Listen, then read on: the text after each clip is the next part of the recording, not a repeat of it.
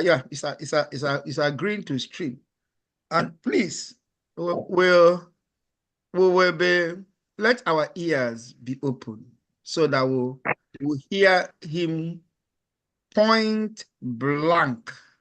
Yeah, we'll hear him point blank. We'll be looking for him. And today, I don't say we have captured him, we have gotten him. So be it as it may, Chioma, please read the citation and then let's move. Let's move on. Okay, good morning, everyone, and welcome to yet another series of the Speak Out session.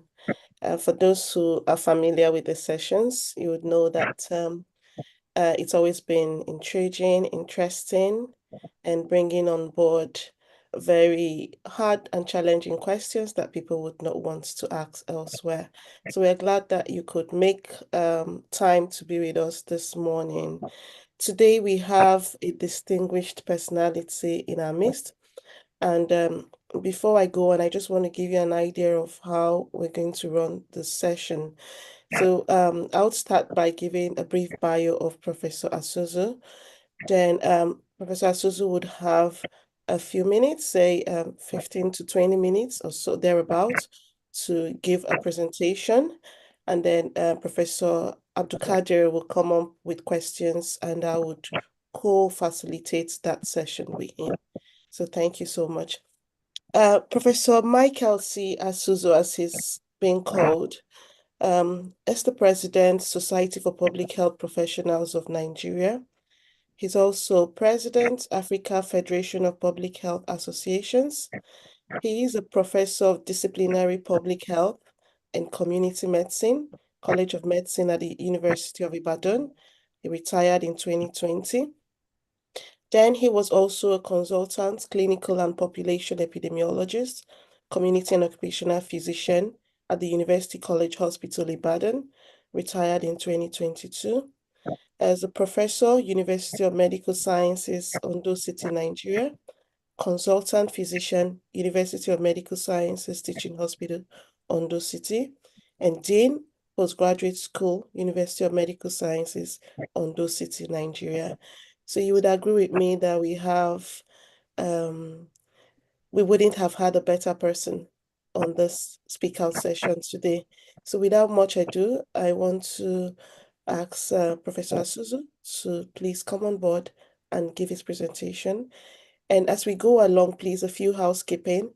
If you have questions while he's speaking, please use the chat function, put in your questions, and we'll pick them up from there. And after his presentation. Thank you so much, and over to you, Professor Asuzu, please.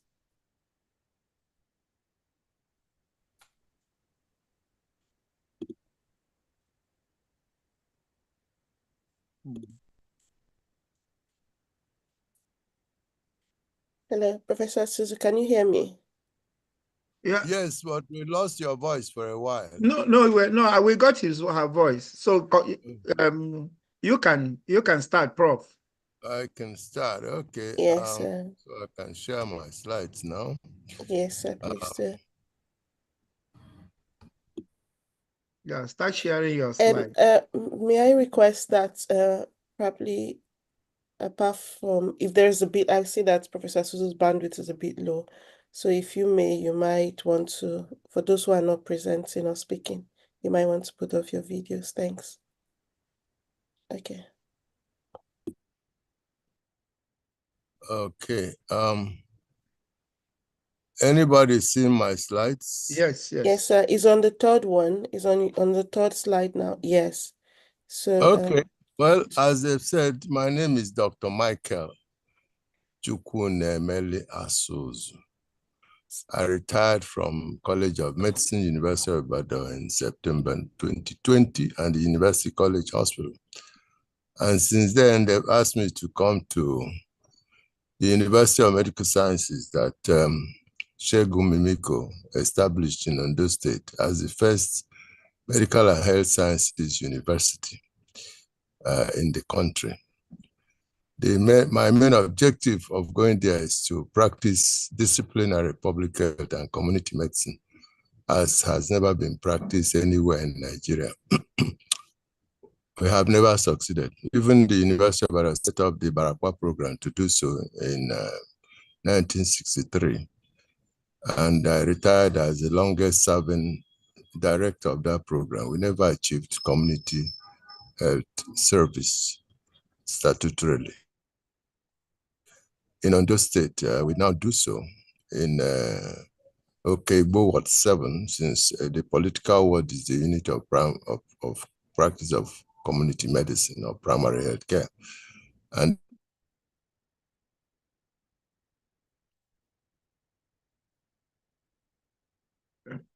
because we give health services to them where they live and work. Nobody lives in a health center or hospital. The community nurse does community rounds on Mondays and Wednesdays and Fridays and visits everybody who is chronically ill, hypertensive, diabetics, tuberculosis, leprosy, mental challenges, in their houses, in their shops, in their farms, in the company of the family auxiliary nurse that we have trained to look after them 24 hours of the day. And if they are, to ascertain that they are living fully, healthily, in spite of their chronic illness. And if there's anything to intervene and to do so, that's how you achieve primary health care, not by building health centers. So we have done so in Ward 7, and we are doing so, approaching it in Ifore Kingdom, in Ondo City itself, and in Ilututu community in Ketekukwa. All those two are approaching where Okigbo is now. So that's why I went there and put many things in my head, including being the dean of the school of the postgraduate school. So my presentation will be, as I've shown there, 5 points, preambles, background to this presentation, so you'll understand it well.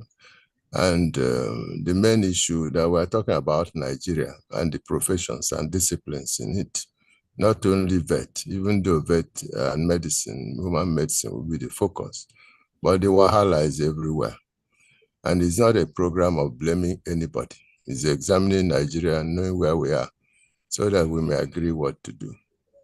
So then I'll tell the story. I think there are only 4 or 5 stories to tell. And then we'll answer the question, where do we go from here? I have no intention for a long talk, and that's exactly why, because it's a discussion, talking out by everybody, that is the issue. So I thank all of you for attending here. Dr. Ibe tells me this is the veterinarians want to hear what we've been talking, me and him, for a long time. So the explanation is that I come from the same town with Dr. Ibe. He comes from Ubaho, Okija. Ubaho is the leading village in Okija. And I come from Ubahumonum, which means the 9th village. It's the youngest village in Okija. So when we meet at a function and there's kola nut, Dr. Ibe must break the kola nut because he comes from the head village. Even if he's my son or younger than me, he will break it unless he's well trained and he says, no, there's respect for elders. So I give you authority on behalf of Ubao, break the kola nut. That's how it will happen in my place. So that's, and we met a long time ago when he was young in vet, discussing all this inability to work together. So he's done many things, been president of Veterinary Association. I have also been president of the Association of Public Health Physicians of Nigeria for 2 terms, and taking it to the World Federation of Public Health Associations, where they told us we can't represent Nigeria because only one association, National Public Health Association, is admitted. And that association must admit everybody who does public health. So we should go home and get an all-commerce, everybody's public health association, which is part of the story we'll be telling, because vet people have refused to join it in spite of all the pleadings. Having explained where we're coming from, of course, beside that, I've been secretary and chairman of faculty of public health and community medicine at the National Postgraduate Medical College. So both on the academic and the association levels. I have been around the Disciplinary Public Health, and I carried all the skeletons and all the dead bodies from all those places behind me and my heart. I wish that they'll be healed, partly by this discussion also. And to finally apologize that I am never politically right. I never speak politically right. I say it as it is. So if anybody will be offended by me, I give my apologies up front. Please don't take offense, because I don't intend to insult or annoy anybody, but I want to put the facts as they are. If that's not your culture, then apologies. I have talked about Charles and May. He is part of or owns or part of the bodies that own Bluebird Television. And I learned that the purpose, as people have been doing it before, is to have dialogue, speak out, so that we can know where we are, especially from the veterinary medical point of view, so we can improve everybody. So that's where we are. And background to my presentation, as I've said so, like all normal people, when I started medicine, reading medicine in 1972, I had desired to be a neurosurgeon because I think that's where brilliant people in medicine go. And I romance with every other part of medicine, including forensic pathology, where you demystify medicine after the person has died anyway. Those who made correct diagnosis and treatment, and those who fumbled it. Forensic pathology opens it, and it was like espionage.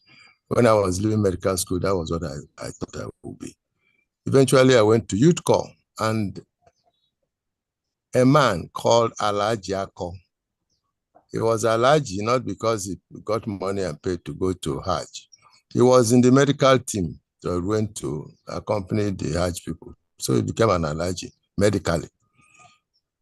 Alhaji Ako is an Igala man. He was employed in Nigeria, northern Nigeria, in 1951 as a yaws scout, traveling all over the country in the north, looking for people who have yaws ulcers. When they get them, they take them behind a tree or to their house and give them benzathine penicillin injection. And they record it and how to locate them when they come back in 3 weeks or more. They go back in 3 weeks and find them. Many of them have healed because Treponema apitene is very sensitive to penicillin. But if the ulcer is still left or some more erupted, they give them benzathine penicillin. By the time they go the third time, the person has healed. By 1955, yaws has been brought to his knees, fairly well controlled. So Alhaji Ako was retrained as a mosquito scout because WHO was going to eradicate malaria. Alhaji Ako, standing 4 feet from the wall, he can distinguish an Anopheles mosquito from a Culicin mosquito and from Aedes. And so he was doing that when WHO gave up on malaria eradication and returned to only control. Because he was brilliant, they took him to communities to give community health service as an auxiliary. He did well there. Then they recalled him and put him in the epidemiological surveillance team of northern Nigeria. And they will go anywhere they report meningitis to go and order people not to gather in groups, to take nasopharyngeal swabs to see the rising prevalence, and to order for chemoprophylaxis for those areas. And if they reported sleeping sickness, they will travel to the area and corner people and examine them for round-bottom symptom of post-auricular nodes. And if they find it, they take a field stain of the serum they take out of it and identify the flagellates. They give them suramine and record where they are and come back in 3 weeks' time. If they still find anything, they give them more. That's how he was doing. After a while, he was redeployed to the community where he matured in everything he was doing. So at the health center, where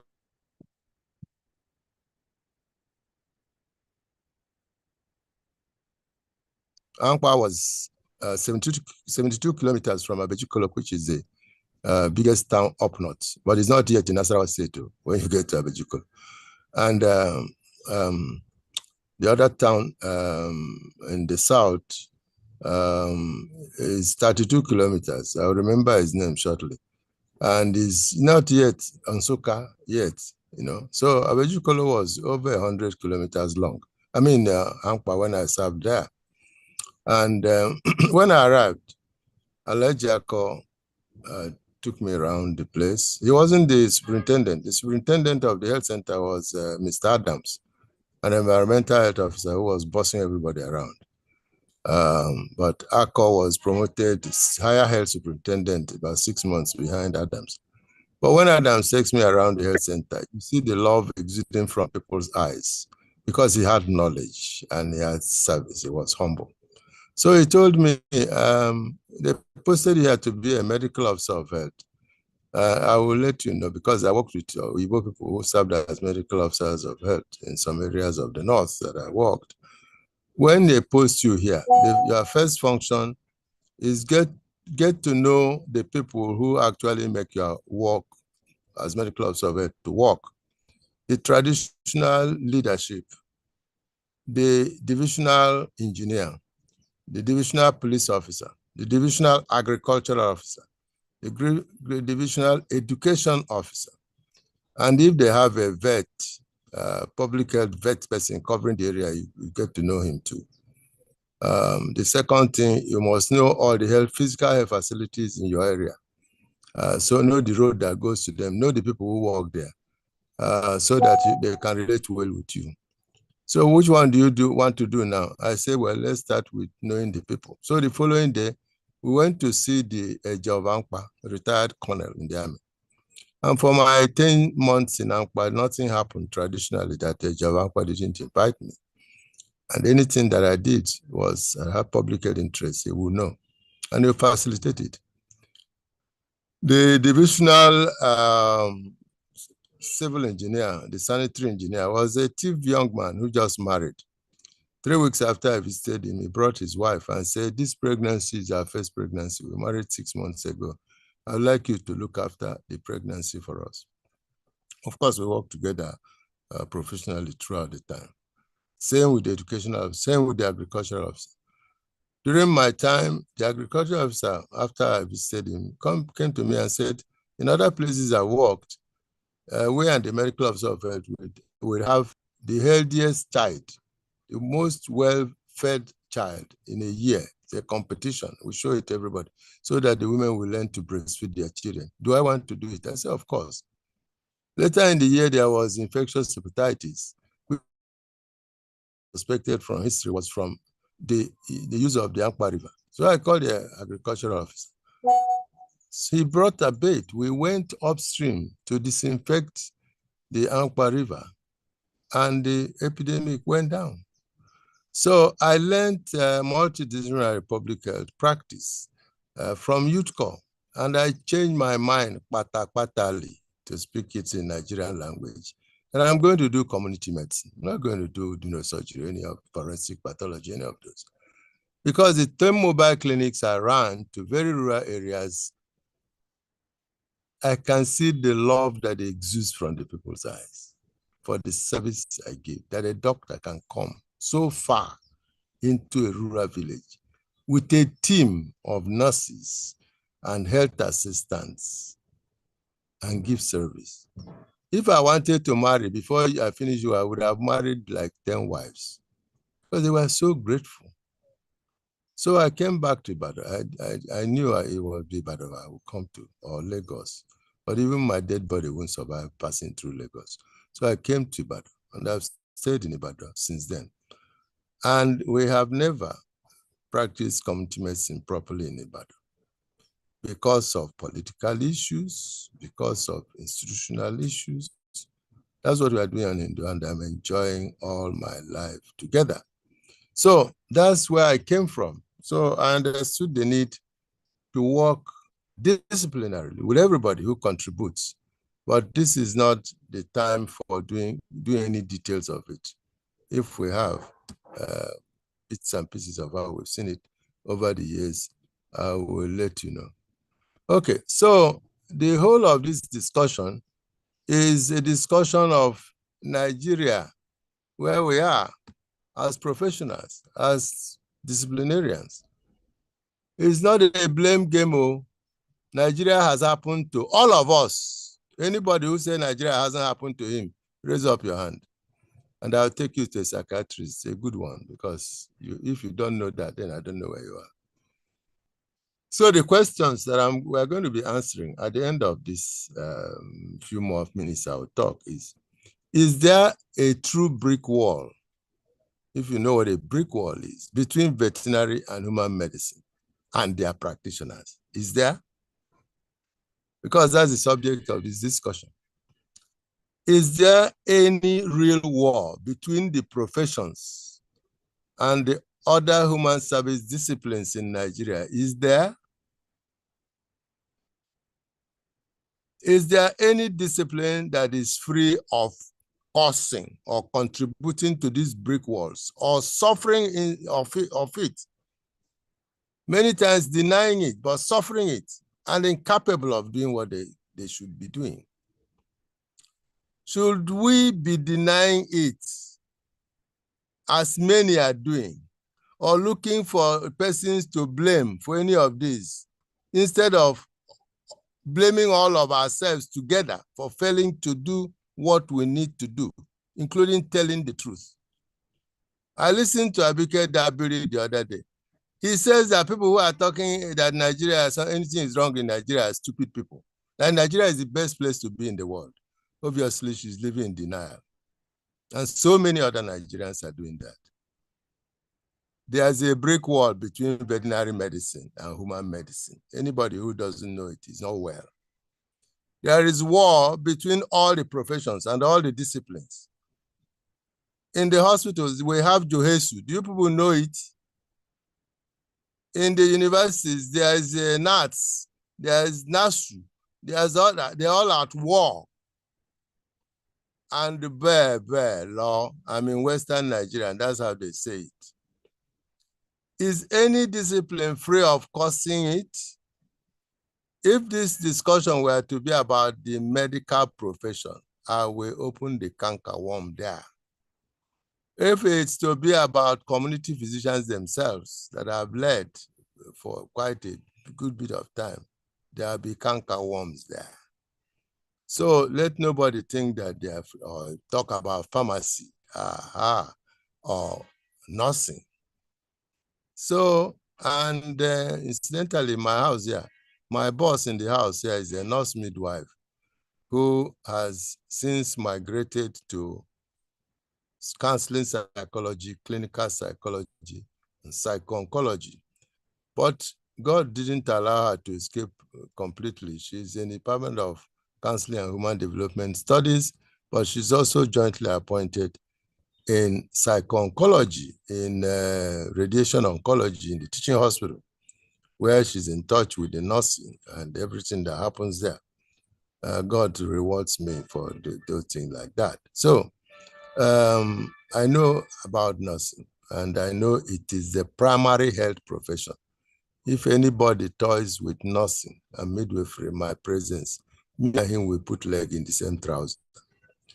So that's where we are going. We will have a discussion now on 4 stories, just 4 stories, so you can answer the questions I posed there. When I was doing residency program here in Ibadan, my primary mentor in community medicine, his name is Professor Oladele Olusiji Kale, the son of Bishop Kale of Lagos in those days. He's an Ijebu man.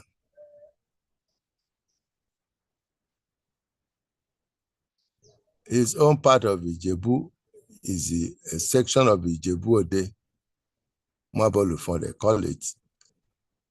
He used to invite Professor Shirosho And any of you who is a vet who doesn't know what Shirosho is or his name, I wouldn't know what to tell the person. He used to invite a Shirosho to teach us epidemiology, aspects of epidemiology that only the vet can talk about.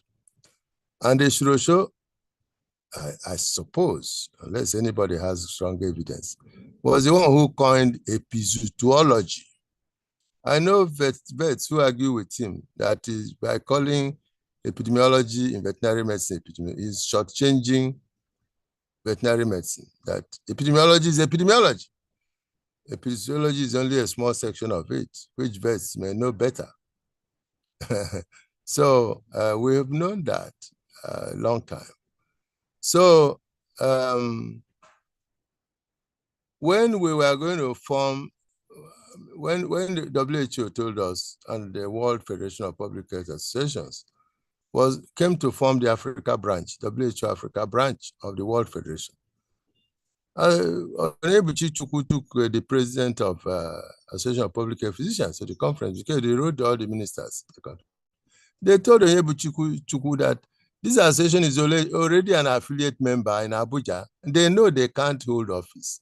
They can't be elected. You should have come with a national public health association that everybody belongs. So Onebuchi gave marching orders to Professor Obehi Okojie in Benin, who was president of PHPN at the time, to go and form the multidisciplinary Nigerian Public Association. As they usually do, he came and held me by the nose and by the neck and with a rope at my waist that we must form a multidisciplinary public health association. At that time, 1 year before that, we have formed the Epidemiological Society of Nigeria. And from the experience I've had, a Shirosho will always complain when I go to visit him that human physicians don't respect him, they obstruct him all over the world, there's war. So when we found APSIN at a conference in Lagos, APHPN conference, the first day in the evening, we contacted the Shirosho to be the chairman of the board of trustees of the Epidemiological Society of Nigeria. Kale was there. Incidentally, the young folks insisted that I should be on the board of trustees as well. We found Idowu Kadmos to be one of the foot soldiers, and he was elected in absentia as deputy editor-in-chief of the Nigerian Journal of Epidemiology to involve the vets. But only those two people have been involved with us. When Shirosho died, and I looked around, the foremost seroepidemiologist in vet medicine, internationally known, FAO had used him in Iraq, all over the world, and in West Africa, was Professor Timothy Obi. Timothy Obi happened to be also from Dr. Ibe's village of Okija. He's a seroepidemiologist, molecular epidemiologist, and vet epidemiologist. So he replaced Shirosho in the board of trustees of APSIN, even though Kale became the chairman. When Obi died, I have gotten boys in Kaduna, in Kano, to get me the names, because this time that vet must come from the north. They've given me a list of distinguished vets in public health, in epidemiology. I've given it to 2 generations of officers of APC. I don't know why they haven't appointed one. So when I say there's wahala, there's wahala. I don't know what their problem is, and I don't drive people from the neck. However, when we went to Abuja for this year's APC conference, I saw some young vets, and I told them the story. Join the Epidemiological Association. What is wrong with all of you? They promised that they will. And this event is another one. We need to see you at Epidemiological Society of Nigeria because it's important that you are there. Then when we formed at the instance of World Federation, and the Africa Federation, they formed without a Nigerian elected into office because we didn't have multidisciplinary public health association. When we formed the Society for Public Health Professionals of Nigeria, we are going to call it Nigerian Public Health Association. But the presidency said we can't answer such a name. So they beat us up and down, up and down. Then we chose the Society for Public Health Professionals of Nigeria. When we formed it, we chose Professor Alausa, who was a medical microbiologist, who in mid-career went to Harvard to learn epidemiology and went to Ilorin to be a foundation member of their department of community medicine there. Because of that he wasn't a community physician by training, the department is called the Department of Epidemiology and Community Health. There is no other department in Nigeria that answer that. That's Alausa, his character. But because he wasn't the original public health person, we made him chairman of the board of trustees. So people will know that public health and this one public health and community medicine they are not the same thing. Everybody can come to public. There is nobody who can come to public health and be part of public health. So now that Professor Alausa is late, of course, we put Professor Wale Tomori on the board of trustees just to say people, these vets are needed everywhere, whether it's in Epison, whether in SPHPN. But apart from these officers, the others don't show up. Is it they don't know or what? I do not know. So those are the things we need to be answering ourselves here.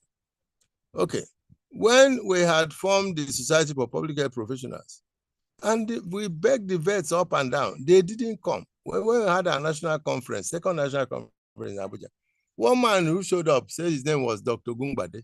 He's a vet. He just come back from the US, was looking for a job in Nigeria.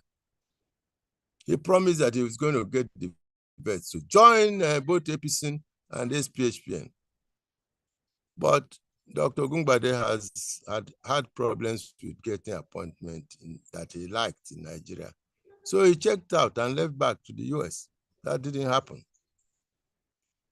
Then last year, November, we had a mixed conference, physical and online conference, the first since the Africa Federation was formed in 2011, because they had done nothing, not significant for 12 years. So the World Federation said they must change executives. So at that meeting in Zambia, they insisted that I should become the president of the Africa Federation, because the major thing that the Africa Federation was doing is observatory for universal health coverage for all African countries, with intervention program and clock to show where every African country. And that project came from Nigeria. It's our proposal. So they say Nigeria must preside over Africa Federation so that nobody derails this only program we have developed in 12 years. So that's why I'm there. And I've told all the Nigerians, it's your job, oh. I'm just a figure person there. And I beg everybody, come. Now, the last story I will tell, so you understand how we have had very harrowing experience and of no response. I think it was 2016 that they got boys who published an annual journal called Archives of Ibadan Medicine Incorporated. They approached Professor Wale Tomori and myself that they want to publish that year's edition will be on One Health. Wale Tomori is going to be editor-in-chief, guest editor-in-chief, as they used to have happen. Dr. Michael, son of Asuzu, will be deputy guest editor-in-chief. One young man in veterinary public health in UI is going to be the editor. And one of my mentees in my department is going to be deputy editor. So we started. We met online and physically and arranged Nigerians to do papers to cover the whole One Health concept. The editor in UI said that One Health is his property. Nobody can talk about it. If he wasn't allowed to command the rest of us, it won't happen. That issue of archives of Ibadan medicine was not published. I mean, what is that? When Obeyokoje was president of the Association of Public Health Physicians of Nigeria, this same young man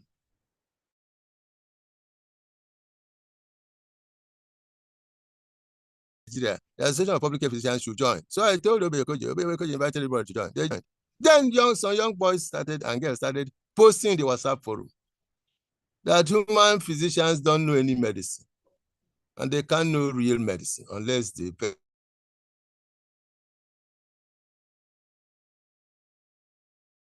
The only medicine they know is one species of living things. Vets study the medicine of dogs, medicine of goats, medicine of chicken, medicine of cow. So how can human physician know anything? People are saying, what are these people? Is this the One Health thing? Oh, that people said they have it on authority that 80% of human diseases of the modern world are due to zoonosis. I say, really? So hypertension, diabetes, sickle cell anemia, mental illness, protein energy malnutrition, all these are zoonotic infections. What kind of talk is this? So many of our boys just left the thing. So you people know where we are coming from, eh? And I told them, one health is like primary health care. It's like Millennium Development Goals. They are just concepts. Their time will come and go. Because One Health is an approach to international health. You know, that when we started, the vets were the ones who started raising it until the crop protection and environmental biologists people say, what are you talking about? 1 of every 6, or minimum 1 of every 10 human beings have disease in a year associated with food contamination, whether in the farm or in the house or post-cooking. Sorry.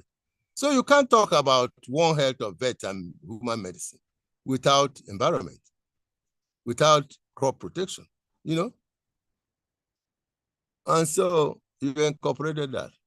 But as I said, from my youth core experience, those are not the only people involved in One Health. Everybody is. And we can go with the concept, fine.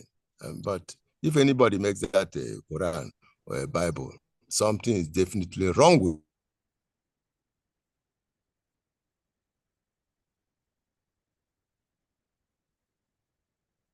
where they are. But there's much more to if I go to do work. The KBC must be there. If I go to Kegbo or Ilututu or Efore, for any function, I ask, where is the local government chairman or administrator? Where is the medical officer of health? Where is the KBC of their representative? Where is the chairman of the community health committee? Where is the woman leader? If any of those 5 people are not there or they are representative, I just walk away. They can continue doing what they want to do. Because you won't achieve health by that. If they have a veterinary medical officer, he has to be there. That's the real One Health. So it's beyond just environment, vet, and human medicine. But at least that's a more concrete thing you can start working with. So I don't know if I have spoken enough. We need to heal ourselves, but we need to know about some of these things that people have done to us. But it's not to blame them, because when Jesus was saying it, it wasn't because he was being pious. It was just being socially, scientifically correct. Anybody who does wrong doesn't understand the wrong he was doing. If he understands it, his ramification, he won't do it now. Yeah. He won't. So don't get angry with anybody who is wrong. Find how to educate him properly. If you educate him by force that you are better, he won't take it, and you won't blame him for not taking it. So the questions I pose for our discussion is, how do we do One Health healthily without somebody saying he's the owner of One Health? Without him, nothing can happen. How do we practice statutory community and primary health care service, which Alma Ata and Riga conferences said, without it, a country has no health system. That's where all health systems meet, all of us. If we don't meet there, go to the state or federal government and say you are doing One Health. Nonsense. They are just sharing money. That's all they are doing there. How do we do EPICIN? So incidentally, the young man who was co-editor with our vet friend is now the president of the International Epidemiological Association, the foundation secretary of EPICIN. He's the world president now. And we should be breeding such people. Society for Public Health Professionals. Everybody needs to come on board. Find, how do we do it? Africa Federation. We are doing many things. We are having a webinar on the 26th of this month on Mpox country situation and efforts they are making from 2 countries in Africa, Nigeria and Ethiopia. And then asking Africa Center for Digital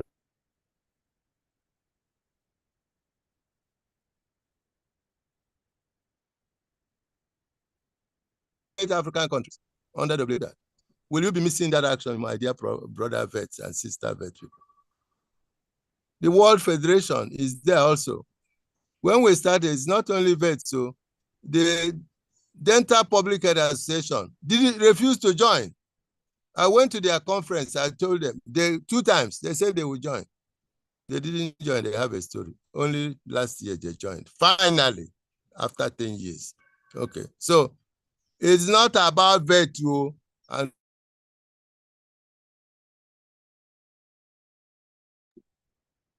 Absolutely. Nigeria Center for Disease Control, Africa Center for Disease Control, the Office of Medical Officer of Health, or local government veterinary medical officer, whether it's at the state covering a set of local governments, to be on the ground.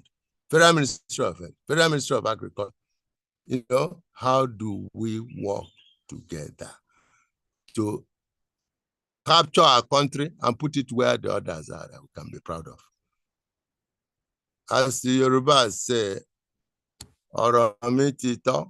my mouth don't talk everything inside finish. Thank you so much, Thank you sir.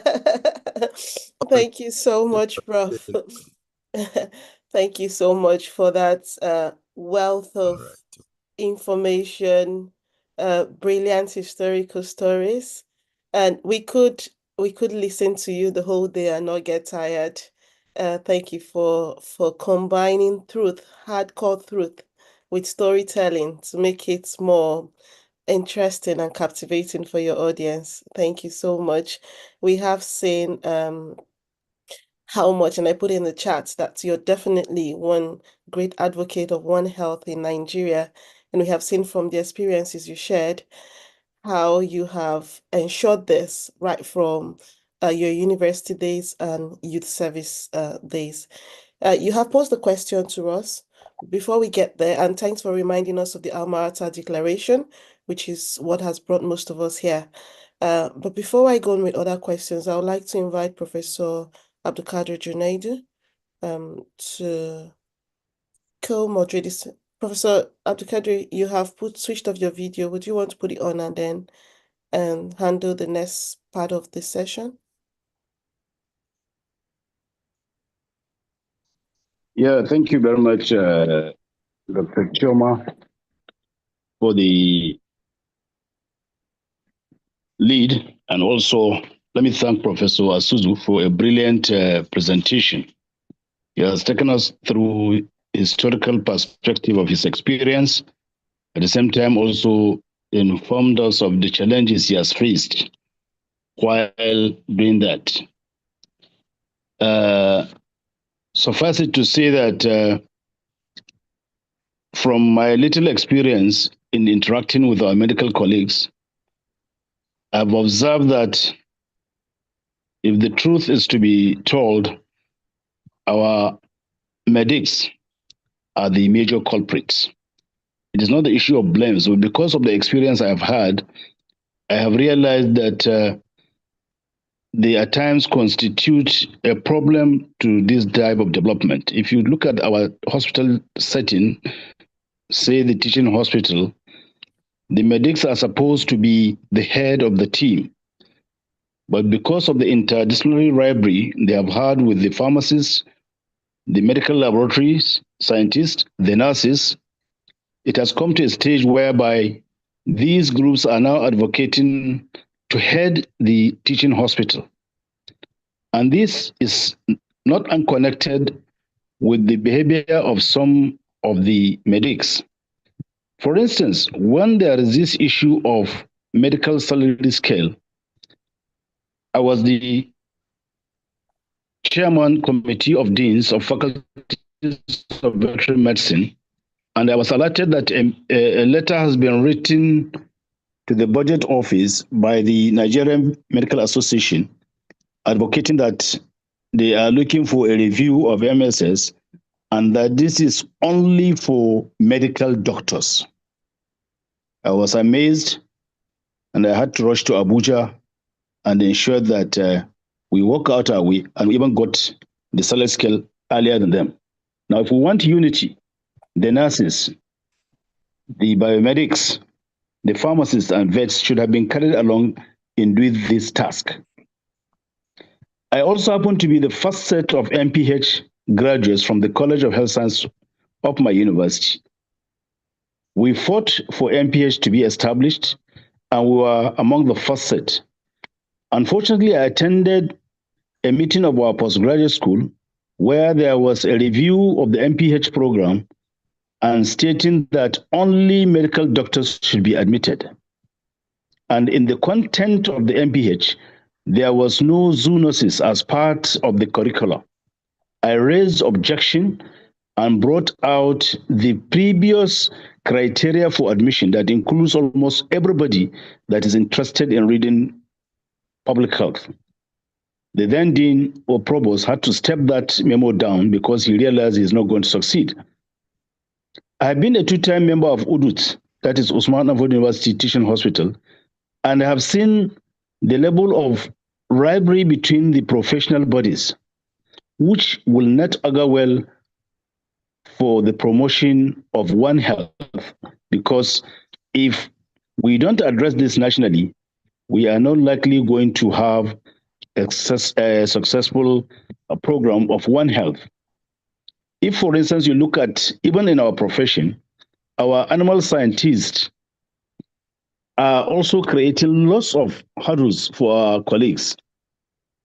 I have seen a situation whereby a circular was written to almost all the Nigerian universities that no veterinarian should be admitted to read a postgraduate degree of master's or PhD in any department of animal science. This type of professional rivalry does not augur well for the development of the system and for the health issues. We have a lot of challenges, and One Health cannot be successfully attained without the interventions of all these groups: the medics, the vets, the pharmacists, the nurses, medical scientists, and several other stakeholders. So I'm very happy that our Prof has done justice to this. And let me say, we are going to take questions and comments from our audience. Thank you very much, Dr. Achi. Thank you very much, Prof. Prof, can you still hear us? Yeah. I see your internet is a bit wobbly. Okay. Do you want to start by responding to Professor Junaidu, and then we can, we're trying to sort this now. And please, Prof, can you stop sharing your Are you slides, asking me, please? Choma? Prof. Asuzu, please, Are can you you stop? Sorry, 1 minute. Please, Prof, can you stop sharing your screen, your slides, so that we can have everybody on the same page? That's what I'm looking for. I'm looking for where it shows how to stop sharing. Okay. Sharing. I can't find where it's asked for that. I can't find you. Okay. It has stopped, Abby. Not yet, My sir. slide has disappeared, I hope. Okay, it's still showing on our end, sir. Eh? Okay. All right, still showing on our end, but I can Is send. anybody still Oh, seeing my great, slides? great. It's fine. It's gone off now. I hope it has gone off. Yes, it's gone off. Thank you so much, sir. Okay. Okay. Okay. Let me speak to some of the very silent things that Professor Abdul Kadir raised. Mm. As I said, my boss in the house is a nurse midwife originally. And I tell my medical colleagues, if you undermine nursing, you won't have health. You can't kill anybody, but you won't be healthy either. And my wife undertook the fellowship of the West African College of Nursing. Her thesis for that award is the professionalization of nursing. Nursing is not properly professionalized in Nigeria. They are still doing medical maids job. In the US, they will call it technical nursing. The professional aspects of nursing, nobody practices it. And I teach it when I go to teach nursing. I say, look, I'm a physician.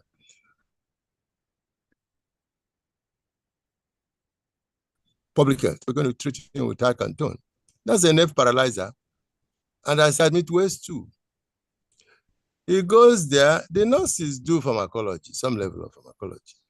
The nursing sister there has to determine whether that patient can be admitted there. Will you have the nurse-patient ratio to look after a patient who might get nerve paralysis in the ward? If you don't, she will write on the thing and say, Professor Asuzu, this patient can't be admitted here. Please look for where they have nurse-patient ratio for this kind of patient. A pupil pharmacist will write the same thing. If I prescribe overdose, I mean, that's professionalization. Nursing hasn't got that far in Nigeria. And about some 6 years ago, Professor Dejumo gave an inaugural lecture here in nursing to say what is missing in nursing today are many things, including the nursing presence. The essence of nursing provide a confident presence to a patient that whatever you are suffering from, before it gets awry, I will deal with it before I call anybody else who can deal with life and death issues. But we don't have it. We have nurses who come start at Kimbo watching patients, they do one or two things, then they go and start watching television. So everywhere has problem. Doctors, I've told them, medical doctors. I'll give a story. When I was young, I used to go research leave to many universities. There was one university I used to go to. They had only one medical person in the Department of Community Medicine. He doesn't run clinics. He didn't have to have clue to what community medicine is. He will go to the students and put his hand on the waist and said, you know, I'm the doctor in the department. This person who come and teach you. Before he teaches you, he will come and get approval from me that is the correct thing to teach. And he will tell them story. When I was in Trinidad and Tobago, when I was in Toronto, that's all he says all the time. And he gets up and leaves. So when after I visited them, and the students said, really? So community physician run clinic, because I started running 2 clinics in that place while I was there, you know, really? And many who wanted to go and do pediatrics or other things went to ask the department to employ them in community medicine, and they sent them supernumerary for us to train in Badon here. One day the students haven't known what community physicians are. One day told him, we have had you every time, Toronto, Trinidad, Tobago, and the other person are not medical doctors. They come and get permission. But teach us something now. Teach us something. Because those people are the only ones who are teaching us. I don't know if that delivers any message. Yeah. The most incompetent medical doctors are the ones who are parading this thing and creating this enmity. But the response to it is not to enucleate in medicine now. No. Absolutely. No. It's to encourage everybody to become what they ought to be. I mean, exactly. Thank you so much, Prof. Having talked about this is poor knowledge. We lost you a bit. We lost Me? you a bit. Yeah, we lost you a bit. Yeah, continue. Oh. Yeah, continue. Pharmacists say they want to be CMD. I said, really? Do you know what pharmacy is? Are there no pharmacists in veterinary teaching hospitals? Have they competed with you to be the chief medical directors of your veterinary hospitals? Why not? Is there no pharmacy there? Pharmacy is needed in agriculture, environmental control, fertilizers. Where have they gone to ask to be the chief of those programs? The pharmaceutical industry is in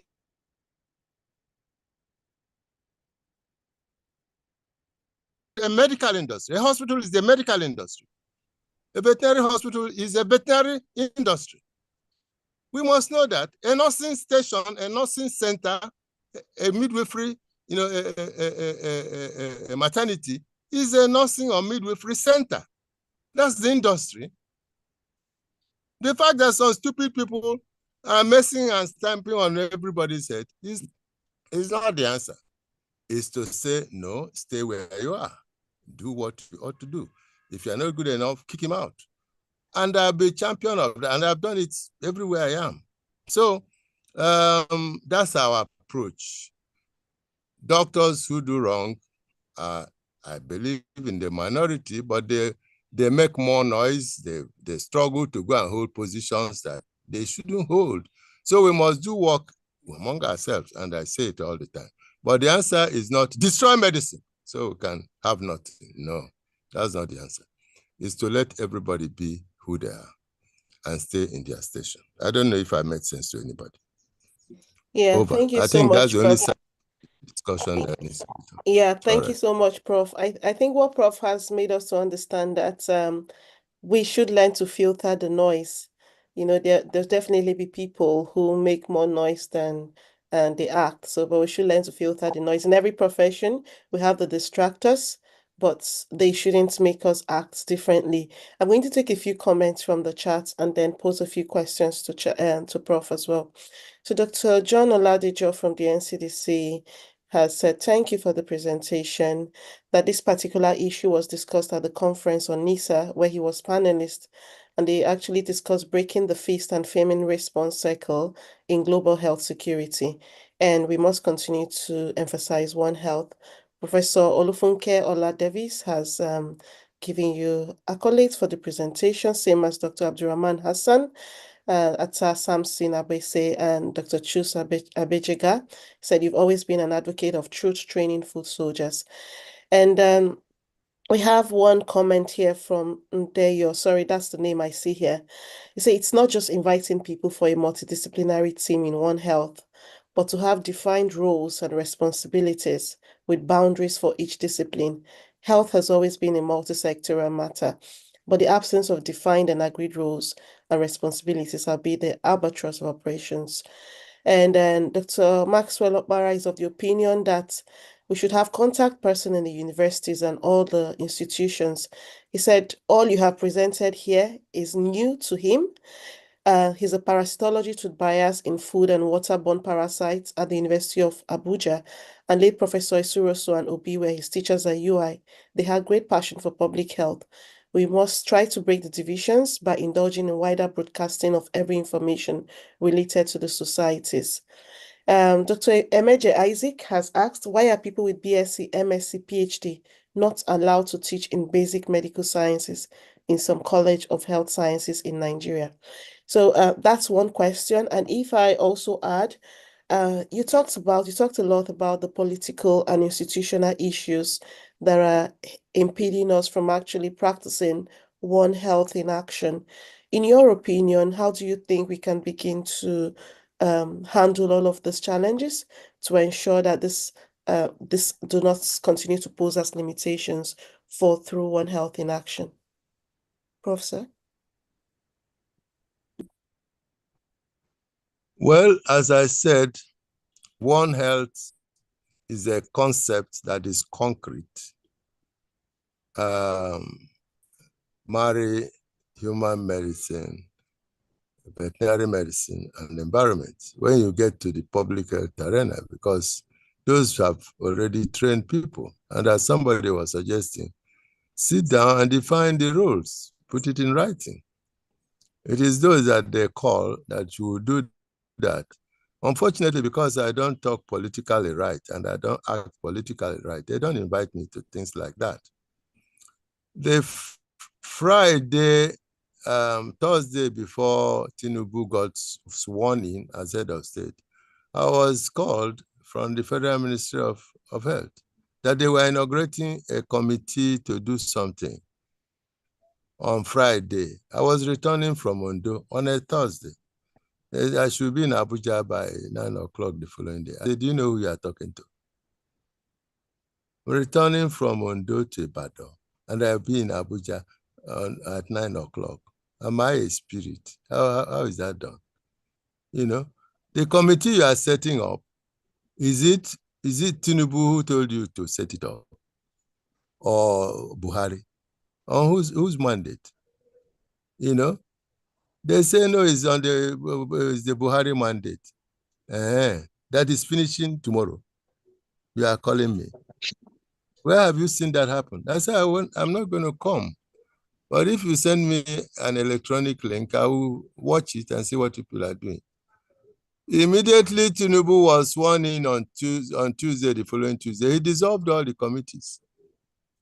But that committee has met, whether online or in the spirit, and shared their money. So nobody will invite me to any of those things because I can see what they are and say no. So those who they invite there, if you know them, advise them. As somebody has said, they should put in writing what the roles of the people are. That's why nobody will appoint me commissioner or minister. Because if you ask me, we will discuss it too. The thing has got to be done right. If you agree with your mouth, I'll write my letter of resignation and give you without date. Because if you go and flout it, I'll just phone you and say, I've resigned. Put a date on the letter you have, because I put on my own. I can't be messed up by politicians. So let us have sympathy for those who take political jobs, because they will do the same thing. We have, so we don't blame them. You have to have strength of character ab initio to be able to continue to perform well all your life. If you are going to travel far, don't carry load. So it won't be easy to correct, but we will work on our colleagues who take political offices to help them do the correct things. Put job description in what people do and put punishment there and implement it. You know, let us start with One Health as defined, but One Health is bigger. How is One Health practiced in the local government, the smallest unit of governance? Yeah, thank you so much, Prof. Government, just one small sentence. The colonial government, the Public Health Act of Eastern Nigeria, Public Health Act of Western Nigeria, Public Health Act of Northern Nigeria, 1958, knew that Nigerian doctors were doing clinical medicine because the diseases are too many. But the law, Public Health Act, is that every local government must have a medical officer of health who is charged morally and professionally to make sure there's maximum health in the local government. And where you can't appoint one, the medical superintendent of general hospital that covers the area must act as the medical officer. So if veterinary medicine is at that stage that you can't appoint veterinary medical officer for every local government, then the veterinary surgeon in the area who superintendent must be veterinary medical officer for a local government. That's the unit of practice. You must be present there. And then this One Health will begin to function. Not One Health for sharing money at Abuja. One Health for sharing money. I won't be part of it, Shegba. All right. Thank you so much, Prof. While speaking, you actually gave a very, very touching story. Not just touching, but something that I sort of agreed with. You said you worked with during your NYSC, and this is speaking to younger medics and veterinarians who are on the call, trying to encourage them and show them the way forward. You met the engineers, you met the traditional rulers, you met everyone who was working in the community where you were posted. What actually helped you to do this? What are some of those skills? What are some of those transferable skills that young people should be able to build and work around to be able to achieve some of these things, because they are not commonplace anymore. I know I was posted to Kano, but you just go into your youth service, just do exactly what you're told to do and work out of that community. You don't actually build any relationships. You don't really engage with the community where you've been posted. So what's your message for younger professionals now in terms of actually practicing community medicine? What influenced me was the dignity that Alhaji Ako carried with him, even though he was junior to Mr. Adams. When Adams comes to any part of the comprehensive center at Ankpa, people will be hissing and doing their nose like this. They ignore him until he leaves. When Alhaji Ako is passing by, everybody is greeting him. They smile at him. They're very nice, you know. And he told me this, and he took me by the hand. I had a Toyota Land Cruiser, you know, vehicle of the medical officer of it. Took me and we went to visit the age of Ankpa. We went to Gugu, that's the town south, 32 kilometers of Ankpa, next to Nsukka territory. We went to Abejukolo. We toured all the places, so I knew Ogodu, Imani, Okpo, all the health facilities. I saw the people who worked there. He was teaching me, you know. Alhaji Ako was teaching me. We must have humility to learn from everybody. Everybody have experience, can teach us something. So that is it. And I learned, I saw the practicality of what he was saying. We staged best breastfed child of the year in Ankpa and gave prizes. People were willing to bring the prizes to give. The age of Ankpa will invite me to anything they want to do. You know, so what, you know, and you go to Run Mobile, you see the love exuding from their faces. There's no day I went to Run Mobile, they didn't kill a ram, a goat, or a sheep, and make a feast for me and my people. That's how this thing is. From 1980, when I returned to do residency here at 79, 1980 to 1983, I was assistant supervisor for youth corpers, health youth corpers in Niger and Gongola State. I will go to Gongola State in August, early August, after the general orientation, to hold 1 or 2 weeks teaching to the doctors, the dentists, pharmacists, nurses, any health workers that were posted in Gongola State. I showed them how they can cooperate, what to do, screen primary school general entry to school for visual acuity. So those who have poor visual acuity, if their parents can't afford glasses, sit them on the corners if they are very tall, in front, so they can see the board, so they can attain their intellectual capacity. That's health, you know, and so on. After explaining this, we post them to the local governments, army barracks, police barracks, polytechnics, where they can practice community, all these health workers. Because at that time, we and Ansekuti agreed that the youth corps should be the house job year in community medicine for doctors and in community health for every other person. Then I go in January, I visit them. I land in Yola. Following morning, we go to Jimeta to see the doctor there. We go to Numa, we go to Guyuk, we come back, we go to Jalingo, we go to Mutumbiu, we go to Wukari, we go down to Takum, we come back, we go down to Ganye, come back and go to Hong, Song, Gombi, Mubi, and Michika.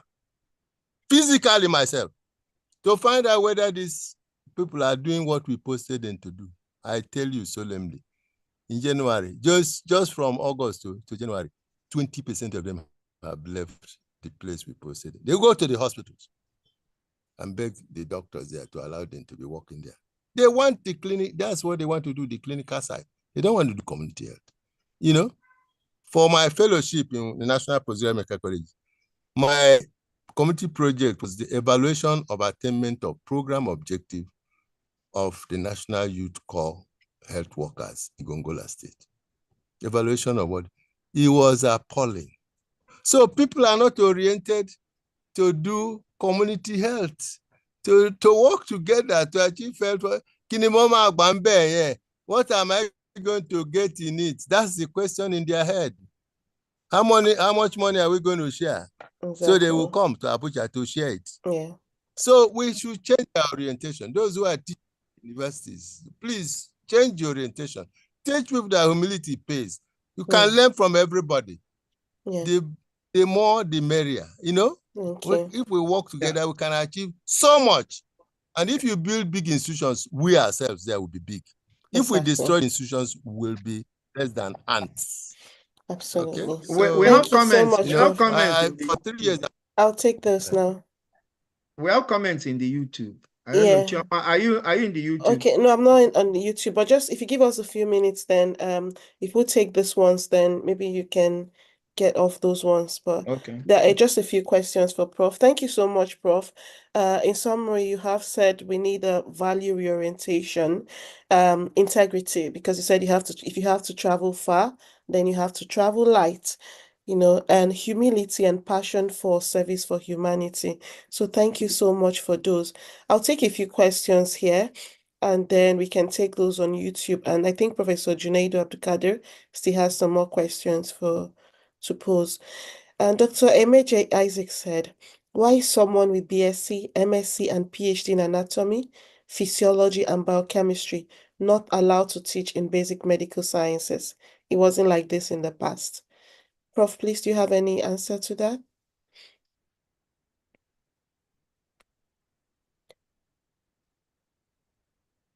Hello, Prof, can you hear me?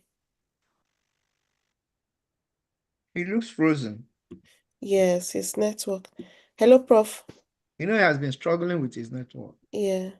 But, yeah. Yep. Hello. Okay, while we're waiting for Prof to come on board, Dr. Abayomi Samuel, we actually lost him, but I'm thinking he will come back. It's just the network. Dr. Abayomi Samuel Bankole has thanked Professor Asuzu for an engaging and insightful presentation, and he's suggesting that to begin to resolve this rivalry, he would want to suggest that we have a critical medical stakeholders meetings to have agreements of areas of cross-vitalization of discipline with clear communique. I believe this will chart the way forward. I know that we have some policymakers in the House as well, and I hope that they are taking some of these on board. Dr. Zubairu said, is it possible to start by sharing monthly reports from the medical and veterinary departments at the state ministry level? That's a question he has put forward. I don't know if we have a One Health desk officer at each ministry or state level or LGA. That might be a way forward. Olaomi Ajayi has said, thank you, Prof. This conversation on One Health explains a lot about why the support of development partners has not made much impact.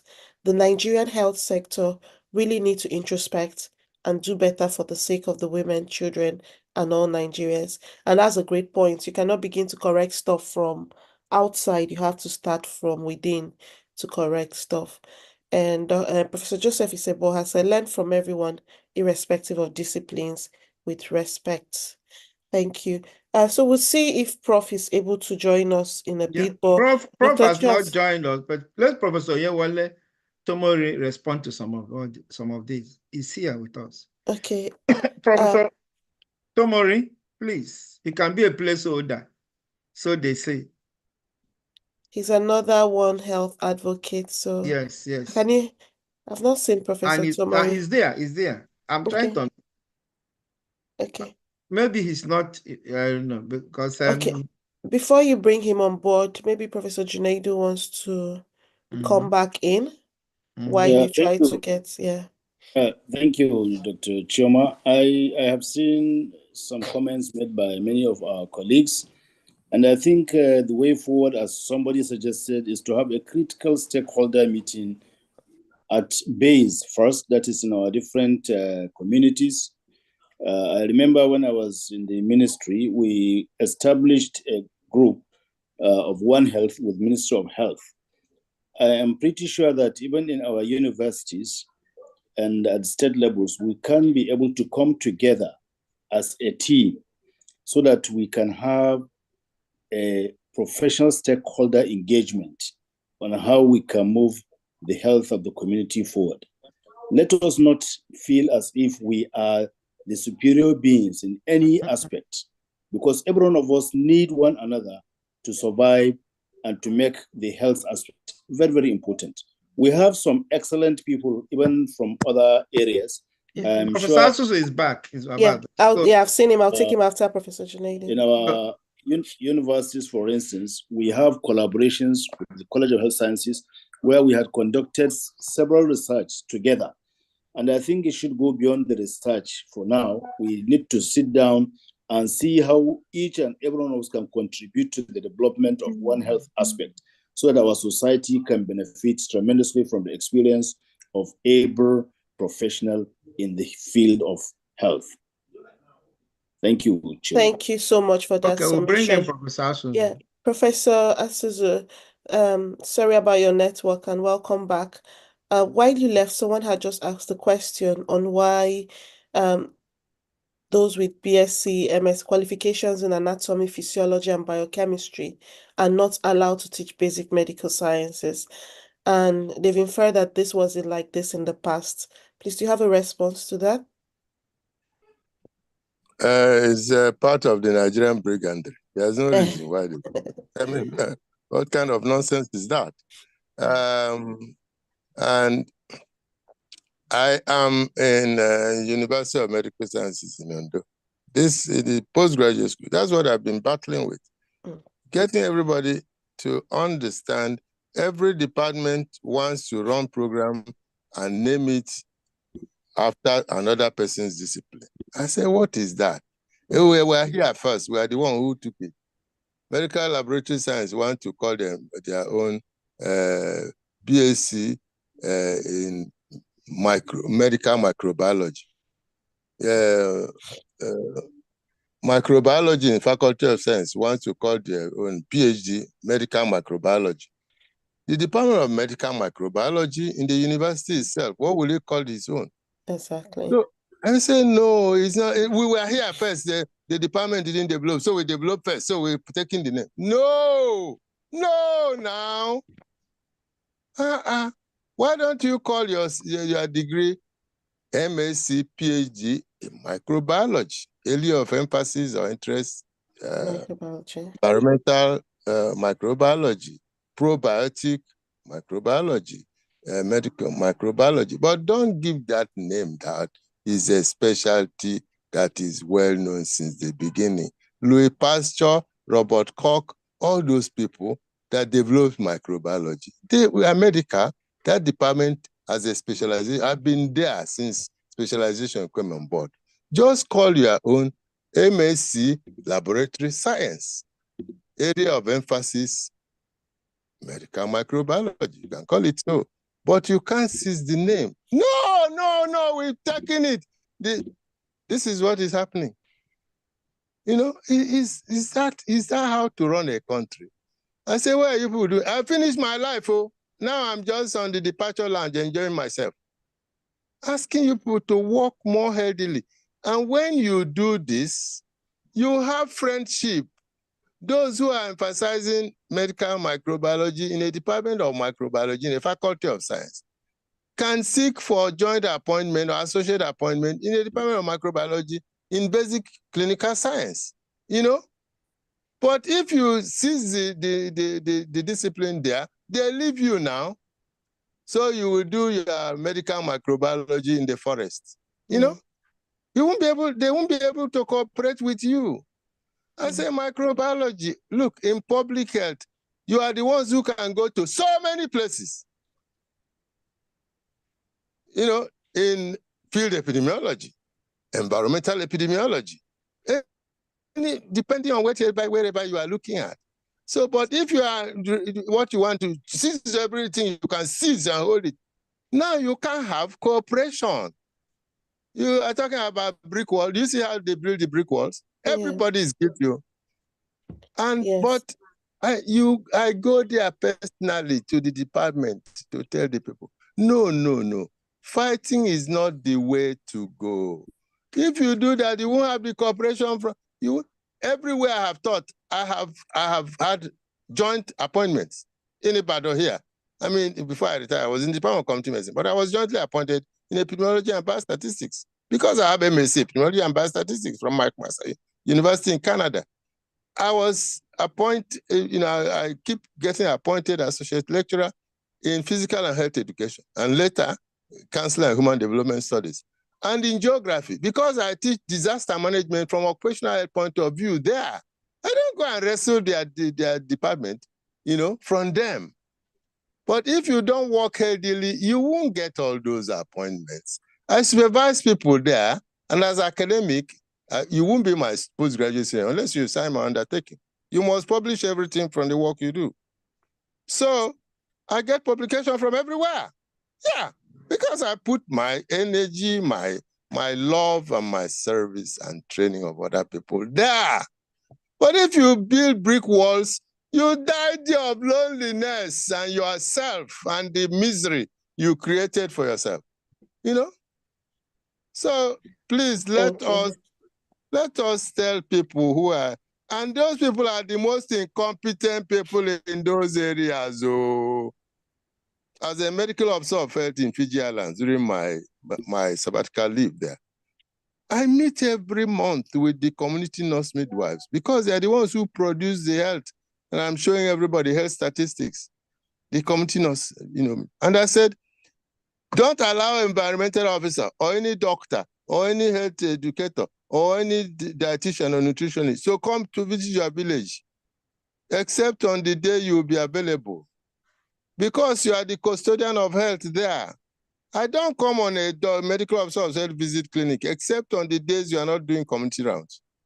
Because anything I say the community, you must hear it. If you don't understand it, you ask me, I explain. Because when I leave, the community are going to come and ask you. And then the people come and tell something to the community that you can't explain. They're making a fool of you. So I tell them, as a medical officer of health, if anybody is an environmentalist, is a health educator, is a dietitian, is this one, come. And in your absence, tell the committee to chase him out. If they can't, tell me, phone me immediately. I'll get the police to go and get him out. Thank you, They are Prof. violating the people. Thank you And so when much. I say something, and I see the committee nurse face, doing something, I said, I will pause and ask her. He will say, even why? That's not how to say it in this community. If you say it like that, you will cause trouble. I said, okay, when you are translating now, you tell them the way it is. Because she's the custodian of the people's health. Thank you I don't so know. much, Prof. If Thank people you. don't know how to work with others, how to behave, I can't help them. Exactly. But they are changing themselves and everybody else. Let us all work like that. Please, please, please. Thank you, Prof. I'll just take a few comments from the YouTube. And someone has said, Dr. Tolufa K, as Professor Asuzu explained, the Society for Public Health Professionals of Nigeria is compulsorily multidisciplinary and currently comprises 7 autonomous professional groups working together.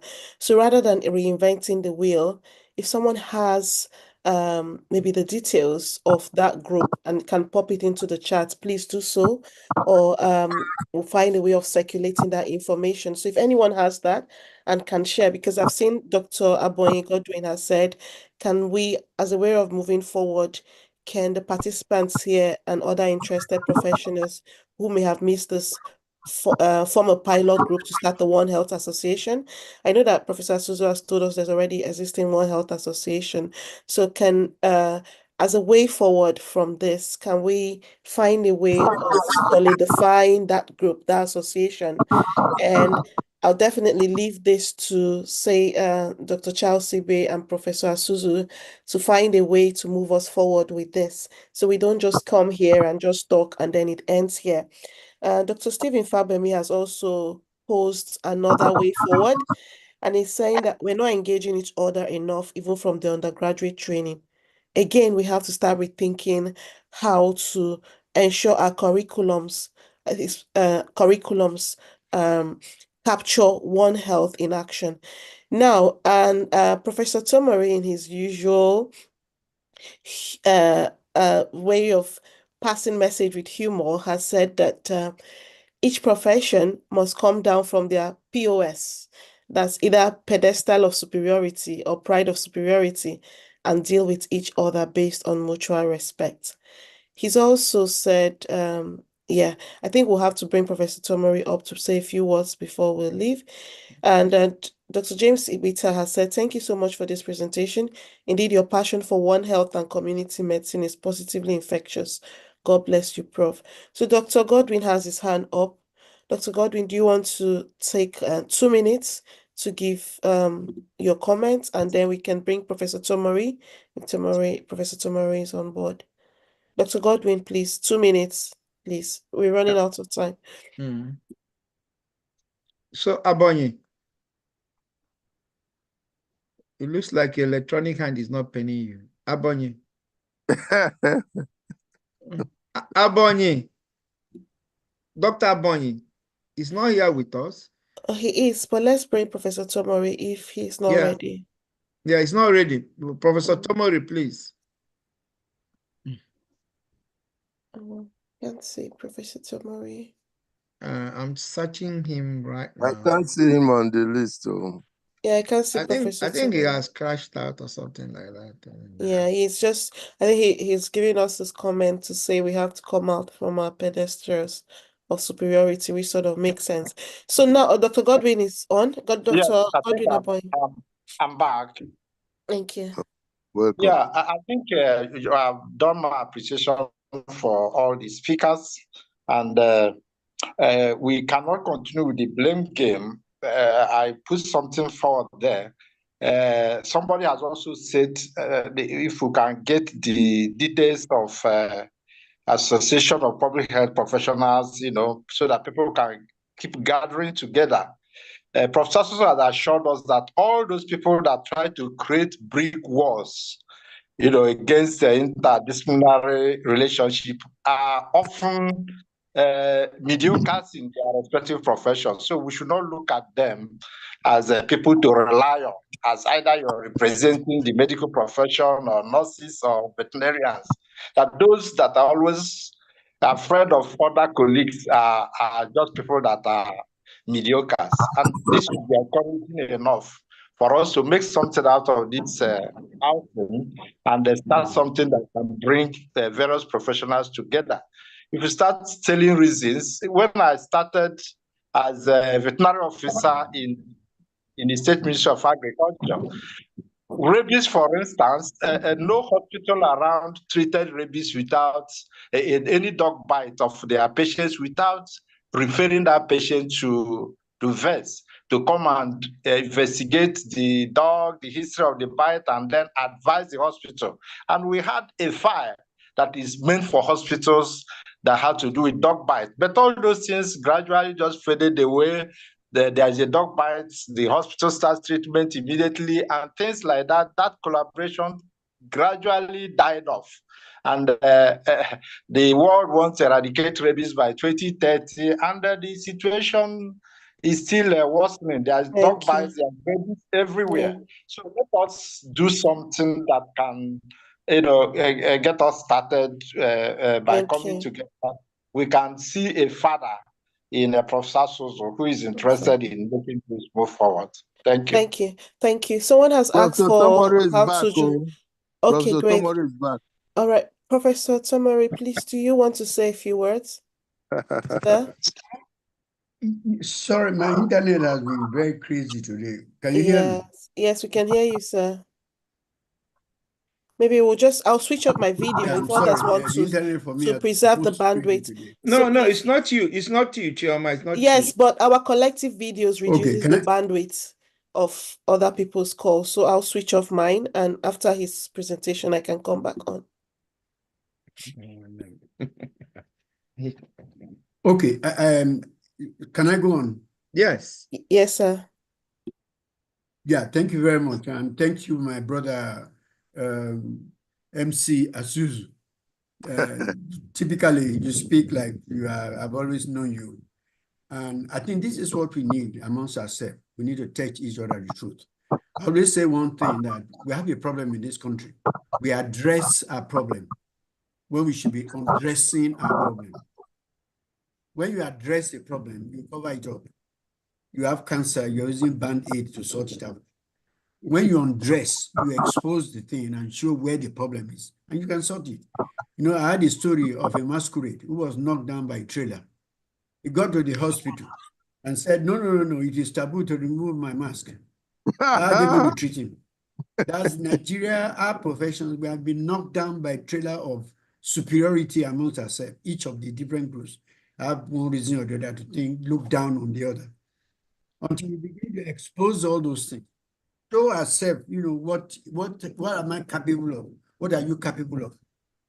Then we bring all that together and come out to say that. I mean, I went through MC, you know, I came straight from the veterinary school into UCH without practicing either veterinary medicine or anything for 1 day, straight from university. I went and joined UCH. That time, of course, I knew what I suffered because everybody was asking me, go to Mokola. You know, Mokola is where our veterinary clinic is here. Oh, no. Yeah, it's a battle. It's a battle. Yeah, we have lost. We have Yeah, lost. it's a battle. We've lost But let's Professor Tomori. somebody is raising his hand. Yeah, Dr. Adegoke Samuel Adedeji. And if after this we have Dr. John Oladijo from the NCDC, I don't know if you want to say one or two words. Yeah, Dr. Adegoke, please. Yes. Okay, Dr. John. John Oladejo. Let Oladejo just 2 minutes and then. Okay, thank you very much. I have to once again thank our teacher and mentor, Professor Asuzu. You know, all our seniors, they have spoken, professors, they have spoken. But I just want to really emphasize that, you know, federal government. Can you hear me now? Let me just quickly round up before the NEPA thing goes out again. Okay. Okay. Sorry. Let me stop. Yeah. Okay. Please go ahead, Professor Tomori. Yes, please go ahead. Let me just end up with one thing. Let each of us identify our strength.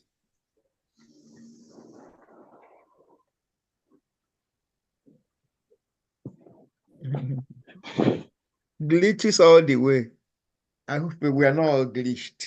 I think there's a problem with his network. Yes. Yeah. I just want to emphasize what federal government is doing now. When we're talking about One Health approach, Nigeria Center for Disease Control is now the coordinating agency for all the stakeholders in Nigeria. As we speak now, you know, we did JEE in 2019 and it was 39%. But I want to assure you that when we did it again in 2024, it was 54, but it's still far away. But there's a lot of improvement.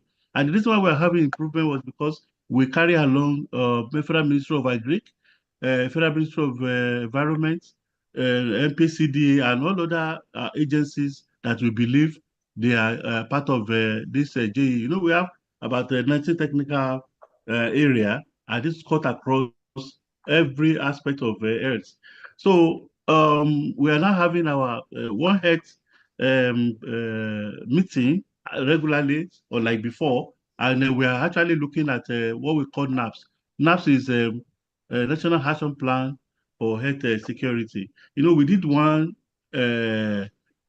NAP 1.0 before, so we are starting NAP 2.0, and this one is cut across all what Professor Asuzu has just mentioned. So with the help of Association of One Health platform, which the Professor Asuzu mentioned, I think we can support federal government to be able to achieve this 80% of JEE, that is joint external evaluation, which we think we have to do in 2025. Thank you very much for giving me this audience. Thank you so much, Dr. Oladijo. Thank you. I think Asuzu is back. Sorry, please can I just let me just round up the session then. Dr. Adegoke Adedeji has had his hand up. Please, do you want to take 1 minute to give your comments and then we can come back to Professor? Good morning, man. I'm very happy. Hello, can you hear me? Yeah, we're hearing you, sir. Can you hear me? Yes, Good morning, sir. sirs and ma'ams. I'm very happy for this presentation. I'm very happy for Tinubu's contribution to animal health, and I think we should work harder in the Ministry of Health, like in the US. Veterinarians are working perfectly all right in USA CDC, which have done their certificate course before, also in the Ministry of Health as toxicologists and epidemiologists. So, although that doesn't mean that we should take ourselves as human doctors, but at least we should work hand in hand with them so that to achieve everybody's health. The Ministry of Health is not a place where you go and get money. It's far more than that. The people of the country has committed their health into our hands, so we should protect their health. That is the main focus. So we should not be we will be too much focus on the money we get there, but to work hard and ensure the national health security. Thank you very much. Thank you. Thank you so much. So, moving forward as we round up, I would please ask if anyone is on the Epison group. I know we're all going to log off from this Zoom soon, but if you could please go to the Blue Bat TV where this session has been streamed and add details about joining that group. I don't know if that, because that's a public space, I don't know if that's the right way to go. But we do have, if you can share with Dr. Charles Ibe, we do have our respective WhatsApp groups, and where we know that we have professionals, so that it's not open to the wider public and people who you don't want to be there. There's scammers everywhere. So if you can share that with him and the One Health platform, maybe that we can start leveraging that as a task force. And I know the One Health can also serve as a community of practice towards what the NCDC is also doing. I don't know if the One Health Technical Working Group, Professor and Dr. Ladijo, if they can also leverage the members of the One Health Association to invite them to the community of practice of the TWG, I think that would also be good. And in closing, Professor Tomori has said we should identify our strengths and we should amplify our strengths and bring them together for better good. So with this, I want to say thank you. I'm going to hand over to Dr. Charles Ibe to do the final roundup, but thank you all for your audience and participation so far. Yeah. Thanks. Yeah, thank you, Chioma. I want to see your face, sister Chioma, my daughter. I am son to Professor Asuzu, and Chioma is my daughter. So I'm on the professional angle and then on village angle, and then we can see the cascades. I think today is a wonderful day for all of us, and I'm seeing a lot of people from diverse fields here. I think prompted by Professor Asuzu. I think we should need once in a while, like this, once in 6 months, some topics like this. Maybe some other person can come. Professor Tomori will bring his group. Professor Asuzu will bring his group. Professor Junaidu will bring his group. That's the only way we can brainstorm. But I think One Health strategies in the country should come together with NCDC. NCDC should be a regulating body, because I found that in this country, if you don't have a regulatory control, people go out of their way. All those pedal of superiority will emerge. Let's see whether we can have a regulatory body. Maybe NCDC should be saddled with this responsibility. Another thing, I don't know whether Professor Asuzu is listening to me, because this is of primary importance in medical control or disease or health control in this country. With the two both of my ears. Yes. So please, sir, there is a problem in this country in the way we handle our medical strategies. People die when they go to hospital because some ailments are not intercepted on the onset. Unlike in UK and America, in America, they have family physicians. In UK, they have GPs or surgeries, whereby families go to, and where those institutions will be bringing families on routine check based on age bracket. So that if diabetes, you can intercept diabetes at pre-diabetic stage, and then you start working on it at that level. And not when it has entered at the terminal end, when the person has entered into coma, then you start rushing the person to hospital. And a country that's highly misinformed like Nigeria should have a cascade of certain institutions primary, secondary, and tertiary.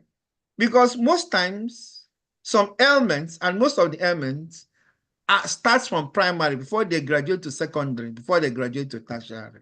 And if there is an institution put in place, or sports put in place to intercept these ailments at the primary stage, at the onset, because from my primary 3, I remember a magazine which up to today is being upheld, that prevention is better than cure. And I think the community medicine and the public health workers are there to intercept ailments at the primary level and deal with it. And there are some cancer that you can find out, you can be found at the very, very primary stage. And then at that stage, it can be stopped, it can be removed, whether surgically or what have you. So please, we need a cascade, and not general hospital, private, whatever, general hospital, teaching hospitals. People will be rushed to there when it is late. I think I am making a very valid point.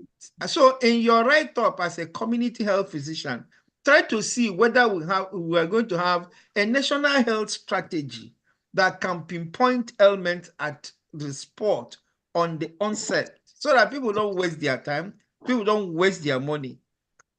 That's it. Yeah, Professor Tomori, you spoke and then you crashed out. And then the last one of the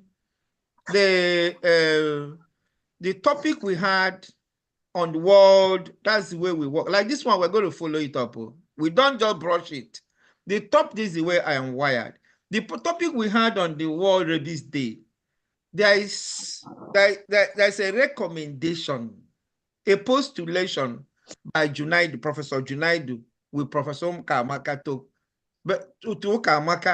to have a joint study strategy to see whether we have some secret climax of rabies, and not only the carnage climax, because from the look of things, it looks like there are some secret climaxes which has not been identified. They can put their heads together and put their heads together again with some people in the medical field to come up with, because this thing, research gives information. Information gives control. You cannot control what you are not informed. You know, we might be chasing the dogs and be vaccinating the dogs. Meanwhile, we have other climaxes, which we all believe from all our, or from all our observations. So with all this, I think we are coming. I respect the presence of some of Olafunke Davis was here. The Professor Davis, the Dean Faculty of Veterinary Medicine, University of Ibadan, was here. Professor Tobori is here, and then Professor Asuzu is here. We have some of our big heads here, and we'll continue to be like that. Next week, we will move from public health to poultry industry, where we will deal with point of lay. And then, a lot of things are pigeons and whatever. Because things are not really well regulated, people can give anybody anything and call it point of lay, maybe point of death instead of point of lay. So we are going to reel out, what do you call his name? Olani Beku is coming on up again to discuss. Okay, Professor Asuzu has raised his hands. I will allow him to talk. Olani Beku will come up next week to tilt and tell us the qualities of a good point of lay. Now, Professor Asuzu, you raise your hand. After that, we'll call it a day. And then thank you everybody for coming. And I'll switch off the I'll put the details. We will send the details of how to join EPISN and SPHPN to Dr. Ibe to viralize everywhere. Okay. EPISN, you join in your own by yourself. Okay.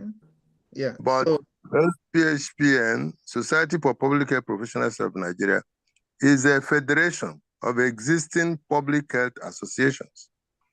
If you don't have an existing public health association within your profession, you can form a caucus, a public health caucus there, you can join. So the people who are already on it, Association of Public Health Physicians of Nigeria, Epidemiological Society of Nigeria, Association of Medical Officers of Health in Nigeria, Public Health, Professional Association of Public Health Nursing Officers of Nigeria, PAFNON, Society for Occupational Environmental Physicians of Nigeria, Association for Public Health Education, School Health Association, SAFEN, Society for Adolescent and Young People's Health in Nigeria, the Dental Public Health Association. So that's about 10 organizations. And as I said, Dental Public Health Association only joined last year. We went after them to join the very first year in 2011 to become listed among the foundation members. But they didn't do because they were arguing, and the secretary at that time had grouse against public health physicians. So anyway, but they're sorted out. We have been after the Nutrition Association of Nigeria for more than 10 years. The vets, we have been after you since the very beginning. They haven't joined. So we are open, we will post that, but in our constitution and bylaw, even though we are a federation, there's scope to join personally. So you see that you can join by yourself. If you're an association, your profession refuses to join by yourself. The only thing is that joining by yourself makes you an institution. You are the one going to nominate yourself or somebody nominate for you. But when we have elections, every association nominates only one person from among themselves. And once somebody in the association has been elected into office, they don't nominate any other person because the offices must go around all the associations.